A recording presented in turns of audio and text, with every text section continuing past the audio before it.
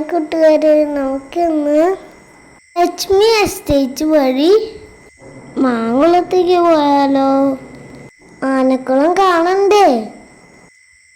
ഈ ആൾക്കാരൊക്കെ രാജാക്കന്മാരെ കാണാൻ നിൽക്കുക. ആരാന്നറിയോ രാജാക്കന്മാര്? കേരളത്തിന്റെ സംസ്ഥാന മൃഗമായ ആനകളാണ് അവിടുത്തെ രാജാക്കന്മാര്. ഒരു 8 മണി ഒക്കെ ആയപ്പോൾ ഇവരെല്ലാവരും വന്നു തുടങ്ങി. ആദ്യം കാടിൻ്റെ ഉള്ളിൽ ഒരു പട്ടി കളിക്കുന്ന ശബ്ദമാണ് ഉണ്ടാക്കിയിരുന്നത്. ആനകളുടെ സിഗ്നലായിരുന്നു. ഇതിനുശേഷം അവർ മെല്ലെ മെല്ലെ വെള്ളത്തേക്ക് ഇറങ്ങി. ഏത് വേനൽക്കാലത്തായാലും മഴക്കാലത്തായാലും ഈ ആനകൾ ഇങ്ങനെ വരും.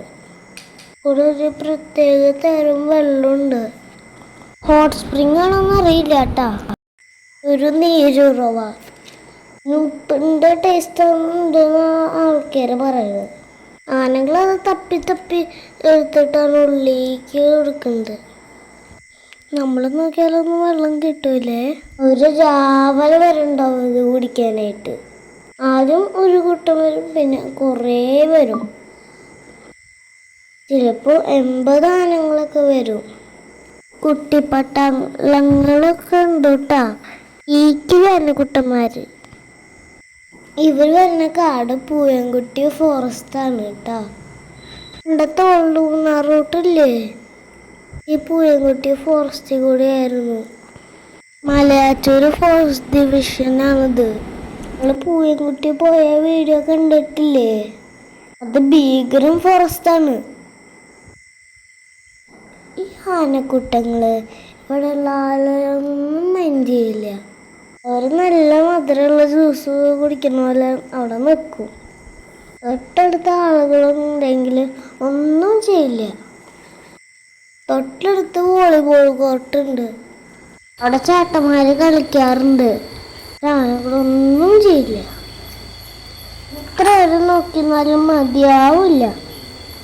അത്ര രസമാണ് കാണാനായിട്ട്. ചില സമയത്ത് തല്ലുകൂടിട്ടാ.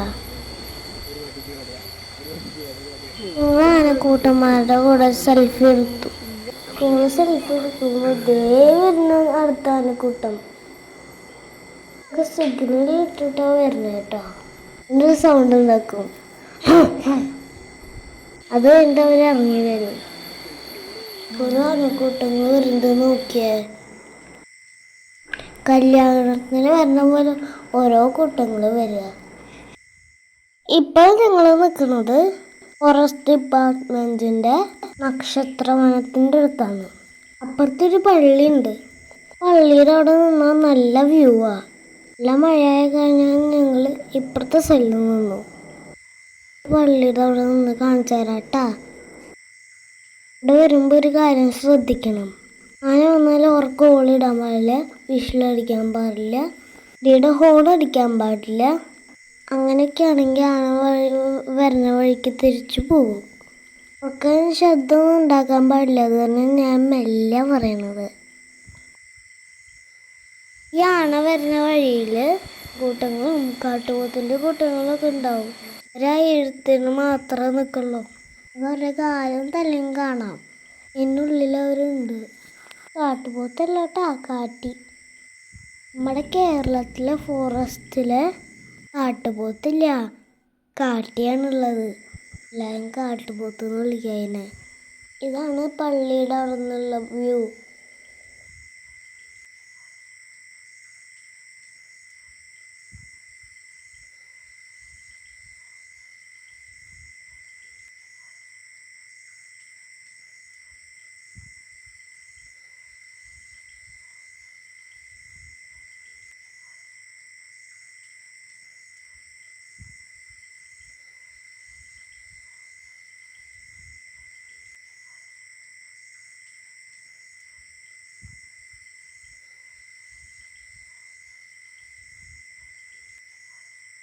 അത്രയും തൊട്ടടുത്താണ് നമ്മൾ ആനകളെ കാണുന്നത്.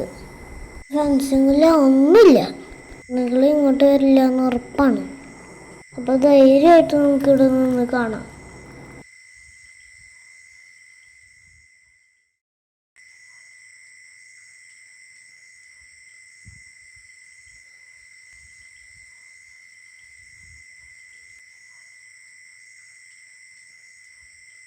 ഈ ഒരു കുഞ്ഞ് ആനക്കുട്ടൻ്റെ കളി കണ്ട, അവനാണ് ഏറ്റവും വലിയ കുറുമ്പൻ. ആളുകളൊക്കെ പോയി തുടങ്ങിട്ടോ. കുറേ പേരവിടെ വെയിറ്റിംഗ് ആണ്. ആനകളുടെ കൂട്ടത്തല്ലുകൾ നിങ്ങൾ കണ്ടിട്ടുണ്ടോ? ഇപ്പൊ കണ്ടു കോർത്ത് ഇടിയാണ്. എല്ലാ ചീത്തയും പറയുന്നുണ്ടെന്ന് തോന്നുന്നുണ്ട്.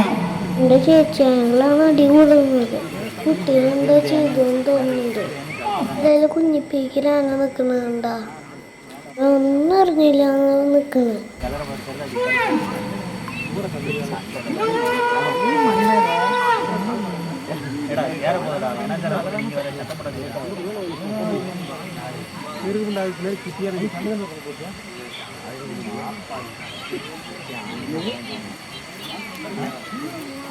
രാത്രി 12 മണിയാകുമ്പോഴേക്ക് കുറേ ആനകൾ വരും. 50 ആന വരെ വരും. ചിലപ്പോൾ 100 ഉണ്ടാവും. ഞങ്ങൾ 10 മണി വരെ നിന്നിട്ട് ആങ്കുളത്ത് റിസോർട്ടിലേക്ക് പോയി. Okay, bye bye. ഇഷ്ടമെങ്കിൽ ലൈക്ക് ചെയ്യണേ.